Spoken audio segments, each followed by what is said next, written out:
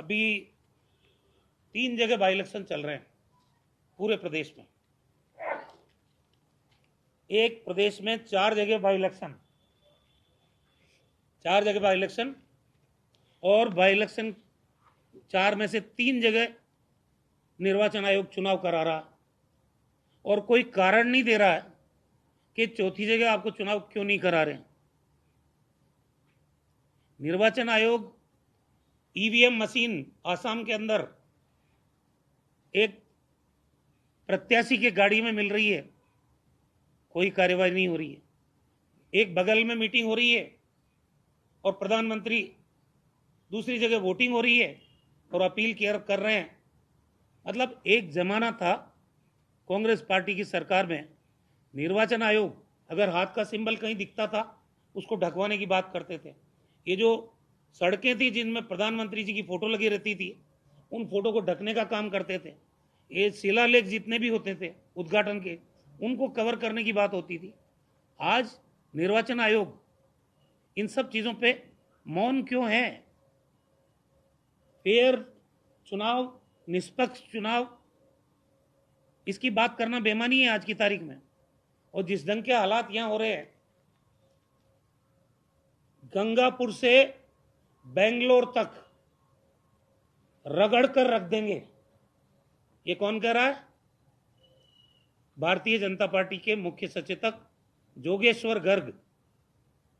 साड़ा विधानसभा क्षेत्र जहां बाई इलेक्शन हो रहा है, वहां के प्रत्याशी पितलिया जो निर्दलीय है के रूप में फार्म भरा, उनको कह रहे हैं रगड़ के रख देंगे। कहां तक? गंगापुर से लेके बेंगलोर तक। और अगर जीत करके पार्टी को नुकसान पहुंचाया तो क्या हम छोड़ देंगे?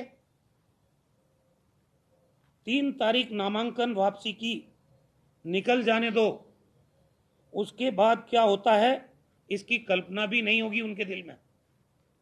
इतने खतरनाक तरीके से, और सारे अखबारों में छप रहा है, निर्वाचन आयोग कुछ इसका प्रसंज्ञान नहीं ले रहा है।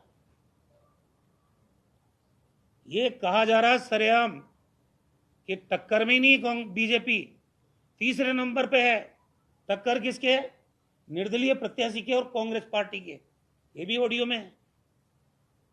फिर लालच की बात भी आ जाती है कि आपको सतीश जी से बात हो गई, प्रदेश स्तर में एडजस्ट करेंगे, अगर यहां नहीं हो पाया तो अरुण सिंह जी से बात करेंगे, आपको दिल्ली में सम्मानजनक स्थिति में कहीं एडजस्ट करेंगे।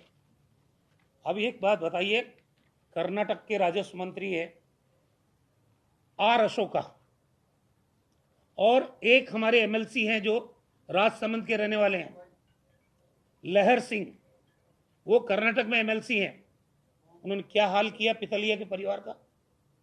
सारी दुकानें जो प्रतिष्ठान थे उन पे ताले लगा दिए, वहां पुलिस भेज दी, महिलाओं को डराया धमकाया गया, उसके परिवार को मजबूर किया गया, और वो यहां आए सारे जने, और ये कहा कि हम रेल की पटरी पे कूद के आत्महत्या कर लेंगे, नाम वापस ले, नहीं तो ये कारोबार खत्म कर देंगे।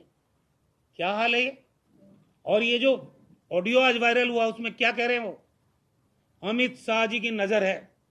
एक पिक्चर देखी थी शोले, 50 मील के एरिया में अगर कोई बच्चा रोता है तो मां कहती है सो जा बेटे गब्बर आ जाएगा।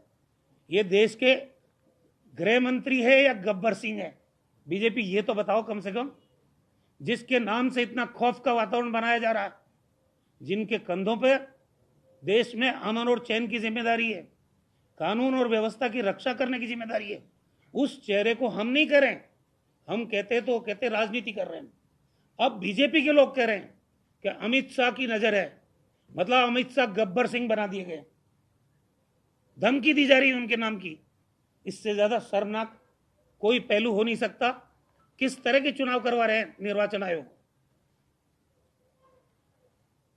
सबसे बड़ी बात तो ये कि हमको तो अटैक कर ही रहे थे, हमारे पर तो ईडी, इनकम टैक्स और सीबीआई का प्रहार हो ही रहा था।